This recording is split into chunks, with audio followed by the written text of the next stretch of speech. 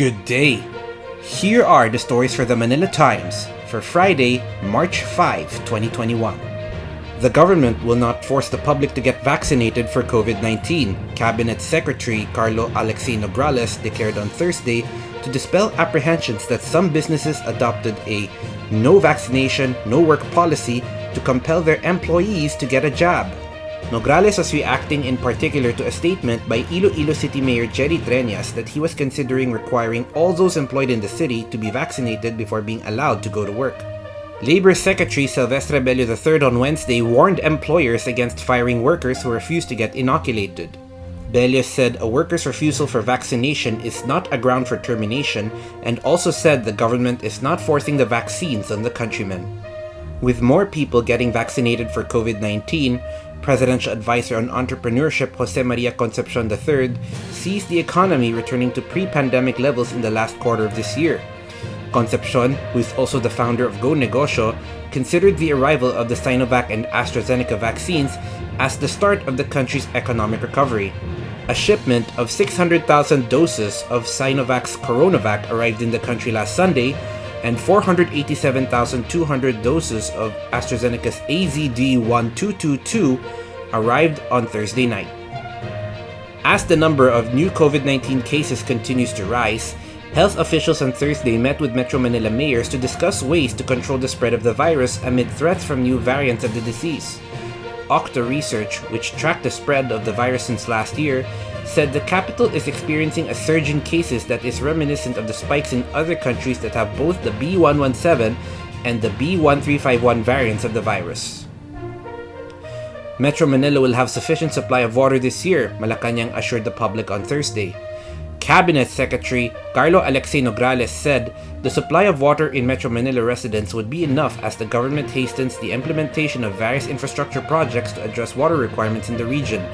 Nograles said the Metropolitan Waterworks and Sewerage System, or the MWSS, gave the assurance during the meeting of President Rodrigo Duterte and the cabinet on the country's infrastructure projects related to water security in Malacanang on Wednesday. The World Health Organization called on the government to stick to its priority list in allocating the COVID-19 vaccines donated by the COVAX facility. In the list, medical frontliners are the first to get a COVID-19 shot, and the government must not change the order of priority, according to World Health Organization Country Representative Dr. Rabindra Abeyasinghe. Doing so could mean the Philippines could be denied more than 44 million free doses of vaccines donated by the COVAX facility, Abeyasinghe warned. Senator Sherwin Gatchalian on Thursday underscored the need to sustain efforts to bridge the digital divide to provide internet coverage to more villages. Saying that most villages have a public school, the chairman of the Senate Basic Education Panel has proposed the construction of cell sites in these schools to ensure nationwide internet coverage. In a Senate committee hearing last November, the Department of Education reported that out of the 22 million public school learners, only 3.6 million have access to the internet and only 1.9 million have their own laptops. A group of environmentalists urged President Rodrigo Duterte to cancel mining agreements inside the Upper Marikina River Basin protected landscape in the Rizal province to protect threatened flora and fauna in the area. In a statement released on World Wildlife Day, the Upper Marikina Watershed Coalition asked Duterte to urgently rescind all existing mineral production sharing agreements inside the 26,126-hectare UMRBPL and nearby protected and conserved areas before his term ends next year. Topping business, the government has secured a total of 463.3 billion pesos at the last day of its latest retail treasury bonds offer, according to the Bureau of Treasury. The amount was more than 15 times the 30 billion peso issue size announced by the Treasury Bureau last month. National Treasurer Rosalia De Leon told reporters on Thursday that the total figure was composed of 411.8 billion pesos in new money and 51.5 billion pesos raised through switch offer. In sports, Senator Manny Pacquiao on Wednesday made another push for the passage that seeks to promote the safety and welfare of Filipino boxers and combat sports athletes. Pacquiao, who sponsored Senate Bill 2077, or the Philippine Boxing and Combat Sports Commission Act of 2021, sought the support of his colleagues for the passage of the measure, which according to him is long overdue.